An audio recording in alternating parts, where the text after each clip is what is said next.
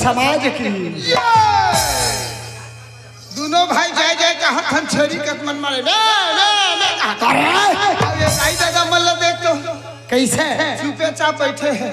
अरे ठंडक देने वाला रहा ठंडक दिन जो है वो गर्मी चलत है। अरे गर्मी भैया भैया वो भैया अरे धन हमारे मन के भाव धन हमारे मन के तकदीर सुरेंद्र कुमार ए देवर तिल्ला बस्ती में आए के मौका मिले है बाला संगवारी आज बाबा गुरु घासीदास की जयंती मनावत है ना भैया।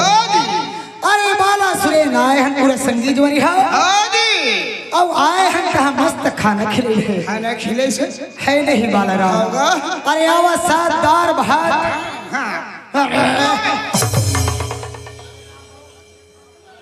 मस्त सुंदर खाना खिले है नहीं होगा। अरे संध्या जो हर खाना खाए हैं अरे गांव वाले मोर भैया मन समिति वाले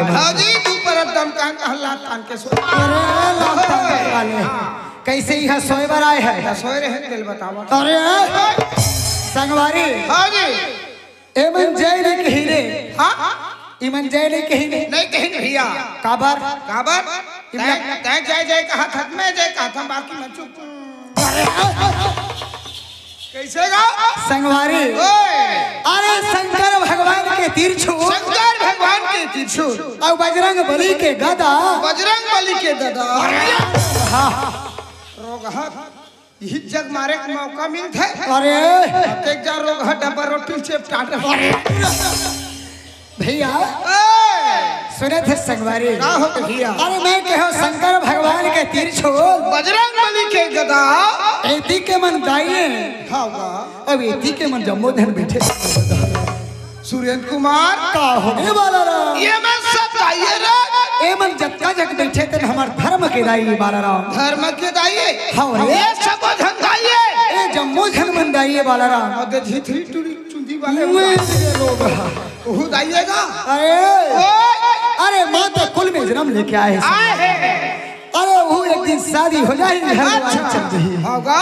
अरे वो एक दिन महतारी कहा है सुरेंद्र कुमार का हो गया बोला रे ही जग खड़े रहा का बर रे मैं आवा था दाई जगल रे कैसे दाई वो ये दाई कैसे पोट पोट नहीं करता दाई झिथरी वाली दाई पूपी वो अरे संगवारी अरे जन्म देने वाला महतारी के अरे गोरस पिए है नहीं अरे तो 8 दिन हो गए बाला राम हो गए भैया अरे जेन गाँव में जात हम तेन गाँव में इखर मया के गोरस पिया थे है नहीं वाजिब बात है अरे वो हमारे धर्म के महतारी का बाला राम ये सुरेंद्र कुमार हो गए बाला राम ये ड्राइवर तेल नहीं मिली इसका कैसे अरे तेल नहीं मिली सोही हाँ हाँ तो कम से कम 1 गिलास पानी रुतो देती मूड में और फिर मास्टर चोट अरे बाला राम होगा ठंडक दिन में पानी नहीं तो ही जाड़ में को करने जही रे नहीं कोखरा भैया अरे एती बार जम्मो झन बैठे तेर मन हमार धर्म के ददाए बाला राम ये मत सब ददाई है हां रे जम्मो झक मन ददाए अड़बड़ धन दाई है सुरेंद्र कुमार अरे वाजिब कहने वाला राम अड़बड़ धन दादा है हां रे दो टुरा घलक दादा लागे भैया कैसे अरे पिता कुल में जन्म लेके आए हैं आहे संगवारी गाय भैया अरे अभी 12 वर्ष के है गुडू हाँ जी अरे 21 वर्ष के हो जाही 21 वर्ष के हो गई सुरेंद्र हमारे भारत सरकार के नियम संविधान के तहत संविधान के तहत अरे घर द्वारी बस जाही बस जाही अरे वो एक दिन पिता कहा ही भैया है ना बाला राम एती के बल्ला जान रे एती के मन दाई एती के मन ददाए ए मन सब ददाए अरे हमारे धर्म के पिताजी होगा बाला राम ओए ये जब का नौ छेठा खड़े हैं आइट साइड में एक खड़े हैं ते मन हां ए मल्ला मैं नहीं पहचाना तो बाला राम ए मल्ला हां रे ये मन ह तोर पहचान नहीं आवा सुरेंद्र कुमार नहीं आवत बाला राम यही मन तो तोर बहनी दूल्हा रे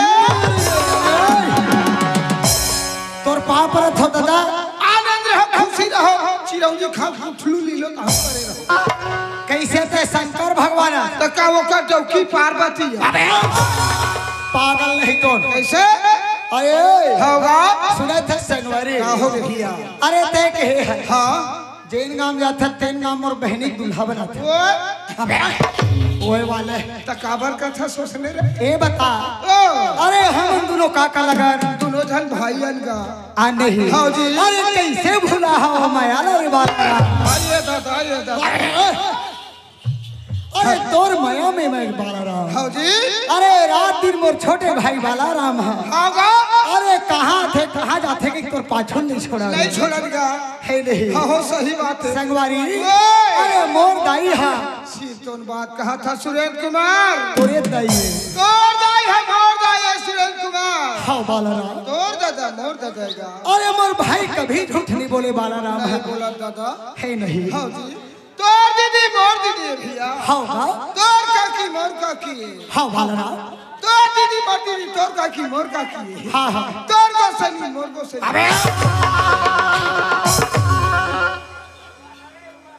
ये बता कैसे आज तक का खाए है बाला राम का खाए है भैया थोड़ा आवाज उठा भाई बीट थोड़ा ट्रेबल देना बीट ट्रेबल बाला राम ए बता कैसे अरे मोर दाई तोरे दाई हो गए चल ठीक बात है हाँ जी अब मोर काकी तोरेज काकी काकी चे मोर दादा है तोरे दादा है सीतोन बात है अब मोर बाई का कहत रे यह उल्टा हो गया चल भागी यहाँ से राख ले वो लंगोड़वा तोला राख में नहीं करो 1 मिनट राख ले वो मोर सुखड़ू जोड़ी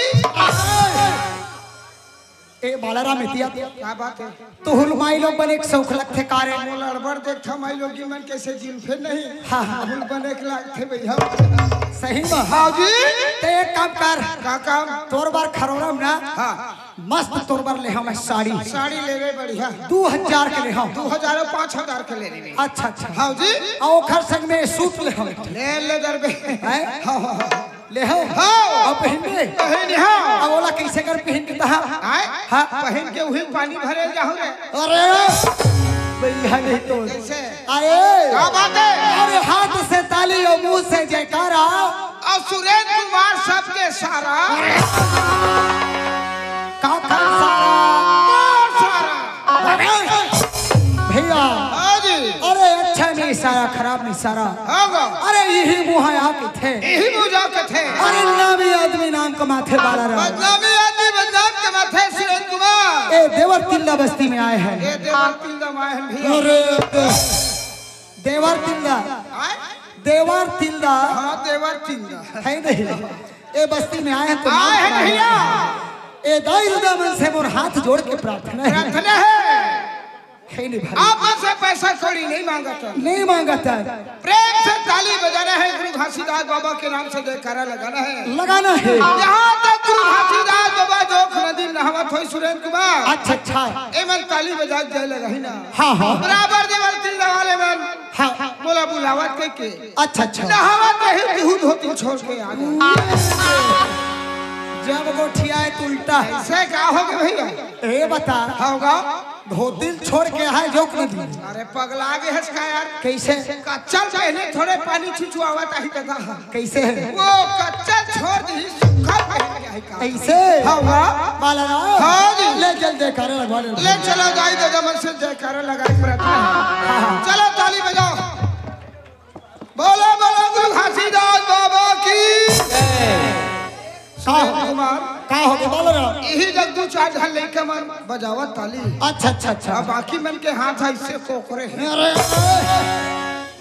उखर मन में पाप है बाप है अरे सुरेंद्र कुमार हाँ हाँ ए जरी कहूं जयकारा नहीं लगे भैया नहीं लगे तो उकर मन के का हो है का हो है यहाँ जान जाना गया हो है रे अरे ओतका बड़बड़ा गया हो बाछी रे पाछा तुम्हारा का ही हुआ है ते ये बता कैसे अगिया हो ही बाला राम होगा तो तय कैसे जान में अरे सरकार रोक सके दरबार रोक सके अच्छा अच्छा हो भी हम है सब जाही कहाँ जाही जाही तो जी अरे कहाँ जाही बाही जहार जाही अरे अरे वो मानव शरीर की क्रिया है भैया क्रिया है भैया लड़का से लेकर सियान हाँ जी हाँ हाँ और जाबे नहीं तो नहीं बने हाँ ले चल दे कर लगवा चलो जयकारा लगा बोलो बोलो गुरु घासीदास बाबा की संत समाज की अमरदास साहब की बालाराम बाबा की अरे बाबा गुरु घासीदास के जयकारा लगाए हाँ जी अरे सब देवी देवता के जयकारा लगाए हाँ जी ए बालाराम बाबा कौन है ये है देवा भगवान है अरे ये बता कैसे गा तय कैसे दुख देवा भगवान होए सुरेंद्र कुमार हाँ हाँ छत्तीसगढ़ ही नाथ पार्टी संजी जहुरिया संजय जोरिया ग्राम बिलाई डबरी वाले मन आए हैं आए हैं ऐसे कह के दाई दादा मन हाँ हाँ मस्त आपका सुघर लदक लदक के गदी चद्दर सोए अच्छा अच्छा देवन आ जाए है ठंडम बाला बाला उसरे ना के अच्छा अच्छा होगा नहीं है रे अरे तोरो कहना सही बात है भैया सुने थे सगवारी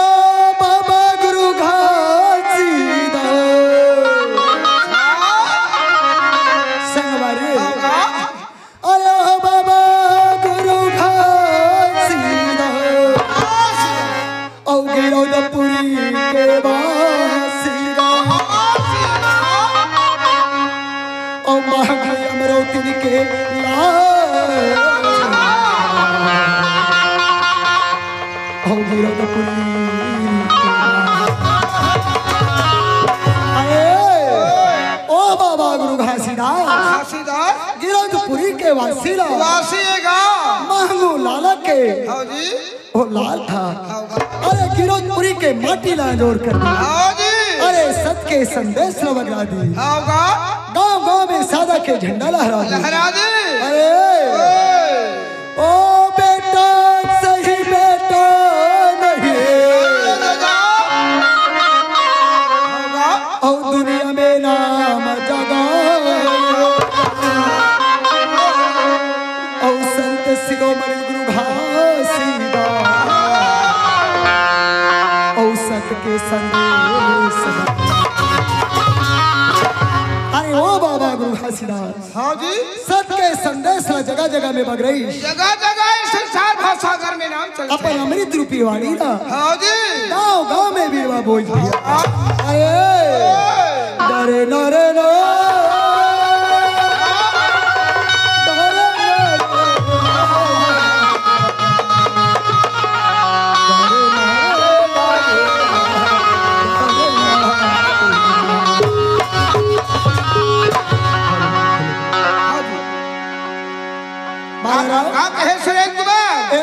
हो गए काय नहीं धुल बाबू देन अरे मोर साथी सबधा हो गए। अच्छा अरे तहुरान मुन सुनाड़े। अच्छा तोरो मोहला ताकत बैठे काय में जलेबी खाता ते मोर मुंह। हेलो माइक ला बदल के देखते बे वो ज्यादा मोटा होता। हेलो थोड़ा ले तहु सुनाड़े नान मुन है भाई। बोल गुरु घासीदास बाबा की आवाज बढ़ान भाई ये करे। आवाज ठीक है, आवाज ठीक है। टेबल बच्चा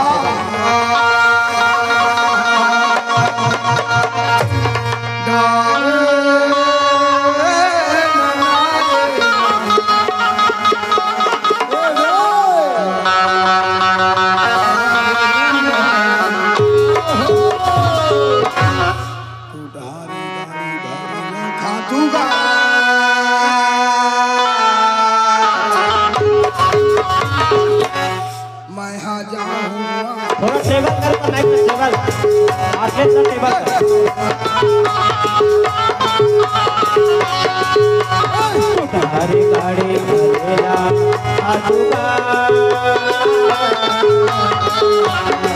हाय हाय आगोया क्या बेला तो मैं आवाज आती सारे चाहा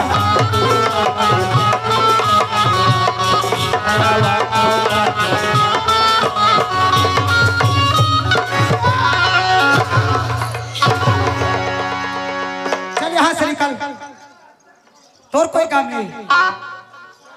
ए बता बालाराम कैसे भैया सुरेंद्र कुमार। अरे मैं तो ला ज्ञान के बात बता ही के है। ए बता तो मैं ददरिया गाए बर के हैं हैं ददरिया अभी का गाए ददरिया नहीं गाए। तुम्हारी गाड़ी भरे लखा तू। अच्छा अच्छा मैं जाता हूँ आगू आगू तू मैं ना हूँ पाछू पाछू। बालाराम एक कैसन बात है तो समझ नहीं। अरे जेन रहे संग साथ तीन जाने के बाद तुम क्या समझोगे मैं जमीन के चलने वाले। ए बता क्या हो गए। मैं जमीन में चलता हूँ। हाँ ताए काम में चलता तो मैं भूयम चलता हूँ बेटा। जमीन और भूयम का अंतर है। भैया ये बता हाँ। एक कैसन बात है सुरेंद्र कुमार। क्या हो गया बालाराम। अच्छा सुघर काया है। हाँ हाँ एक काया में पंछी है। अरे पिंजरा में पंछी है। एक पिंजरा में ना उड़ा रही। अरे सही बात है। ये शरीर खातू के समान हो जाएगी। वाजिब कहना वाला लेके बर का बना था का शैली हिल बोल था टाटी। वाजिब कहने वाला ना है ना। हाँ भाई टूटहारे गाड़ी हो शैली होगी भैया। हाँ भैया ये शरीर खातू समान हो होगी। अरे हंसले कायले हंसा ये खातू के समान हो गए। अरे माटी के समान खातू बन गए। होगा है ना। और बाद बस्ती के चार सियाल ना चार दीवार ना अरे संत समाज में थे गड्ढा खोदे बर भेजते थे। अरे ये ठाट के घर बनाए बर मरघट में जाते होगा होगा। और बाद सगा पहने थे सुरेंद्र कुमार। हाँ भैया ये शरीर ऊंचा के लेके वो गड्ढा खने थे। अच्छा अच्छा ओमा डाल थे और डाल के माटी पाट के थे। अरे वही जगह के बात है भैया। अरे वो माटी में माटी है काया में। अरे कोई काम नहीं आवे वाजिब कहना संगवारी भारी महिमा है ओ बाबा के संग भैया भारी महिमा है बाबा के संग भारी महिमा है तोरे के संग। सुरेंद्र कुमार का हो गई। ओ लाइट में रख के खंभा बात कर छसकागा। हाँ भैया वो काए अरे वो जोड़ा खाम बाबा जी के सत्य सत्य प्रतीक है। गाँव गाँव में सादा के झंडा लगा सत्य निशानी बनाए गए। हाँ भैया होगा ए मोरे भाई ए मोरे संगवारी मोहब्बत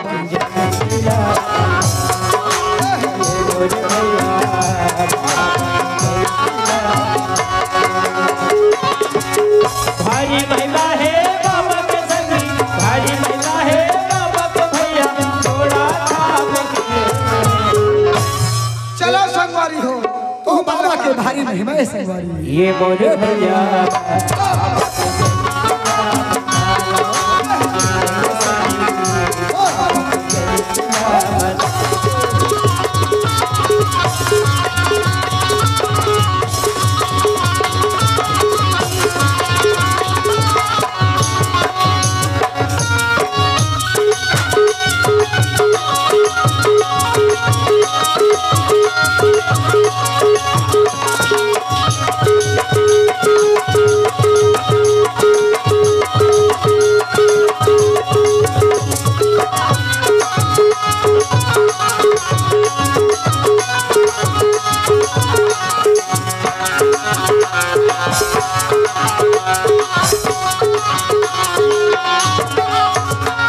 भैया ओए ओ बाबा गुरु घासीदास होगा महंगो के लाला लाला अमरावती के दुलारा लाला भैया संगवारी। हौदी अरे ओ गिरतपुरी के धरती में होगा मांग महीना तिथि 14 पूर्णिमार 14 के शनिवार के और दिन पड़े रहे सोमवार और के के माता अमरावती के गोदी में प्रकट हो गई।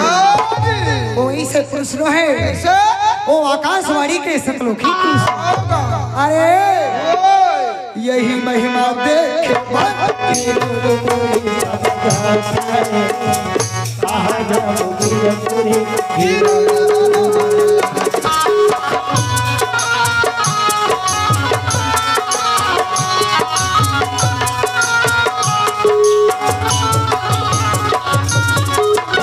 भैया होगा यही महिमा देखे बार गिरनपुरी मेला जाथे फागुन पंचमी छठ साथे 3 दिन ले मेला भरा थे है ना भैया। कहाँ जाबो गिरन कुमार सुरेंद्र कुमार हो संगवारी ये गिरनपुरी में बस्ती लगत है कहाँ देवर तिल्ला बस्ती आज गिरपुरी के बराबर सही बात है का गिरपुरी से बढ़ के आज मिला लगे हैं। हाँ जी है ना भैया। बादू ठंडी खाते का पेड़े भैया अरे वो औरत धौरा के पेड़ है भैया। वो औरत औरत पेड़ तरी का होगा अरे बाबा गुरु घासीदास धोनी जरमई होगा तल्ला तपई चो आत्म ज्ञान ला पाई भैया। वही आत्मा जाल लपा के आज जगह जगह में बाबा गुरु घासीदास के जयकारा हो। हाँ जी यही महिमा देखे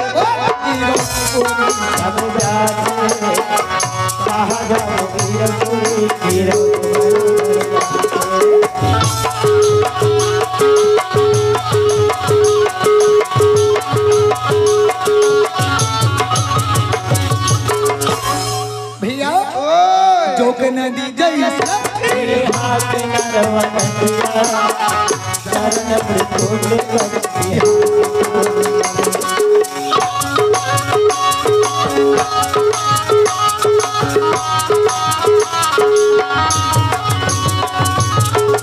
भैया होगा जोक नदी जैसे यहाँ के नरवा नंदिया और चरण अमृत कुंड जैसे यहाँ के कुआं तरिया भैया। ओए वो जोक नदी से कोई कम नहीं है। लद्दी बुढ़े ऐसा लागे स्वर्ग रोग हा।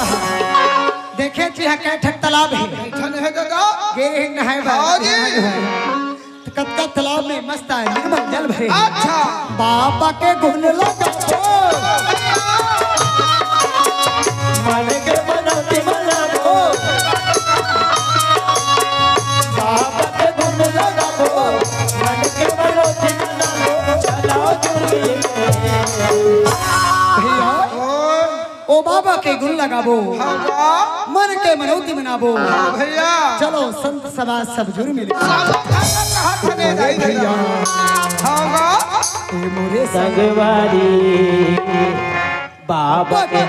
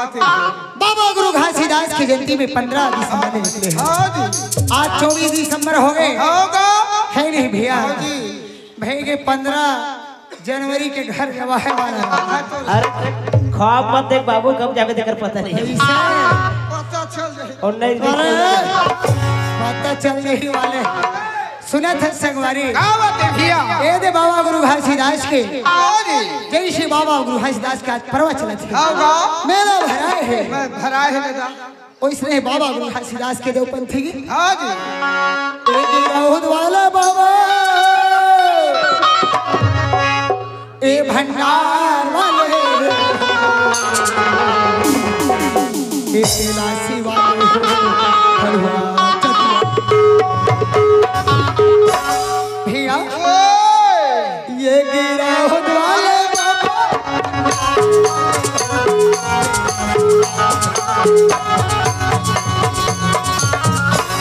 ओ गिरौदपुरी भंडारपुर तेलासी वाले बाबा होगा मोरे हीरा दे मैया के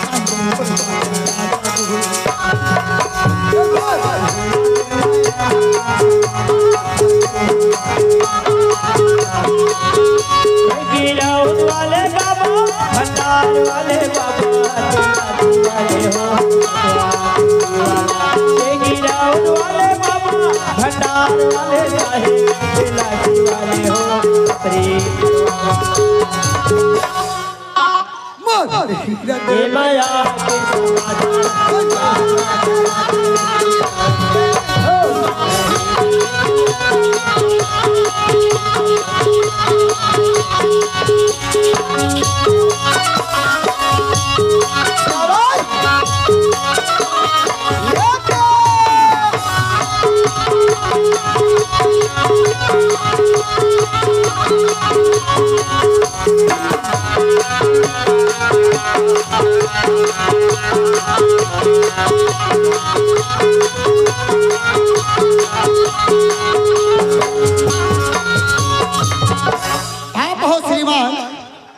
आप बहुत श्रीमान राजू बघेल की ओर से राजू बघेल की ओर से 20 रुपए की सादर संप्रेम भेंट 20 रुपए के सादर संप्रेम भेंट मिले हैं ओ भैया हमारी तरफ से नमस्कार सादर अच्छा अरे ओए हाँ अरे हो थे हाँ आओ कम करत करत चले जावे भाई रात भर कम हो कैसे अरे ओए संगवारी क्या बात है भैया अरे महल अटारी अक्का बड़ बने हैं बने हैं लेकिन नारी बिगड़ घर है सुनने हैं सुने हैं संगवारी ओए अरे आने वाले की इंतजार है अच्छा आओ तुर भौजी लवाई लगा डर वाला रहो होगा अरे सुनो भाई आ गए नगरी हम अरे नगरी हम खेत में पहुंच गए हैं बासी वाले के पोता नहीं अरे साले कहाँ गए ये बिन चटनी अरे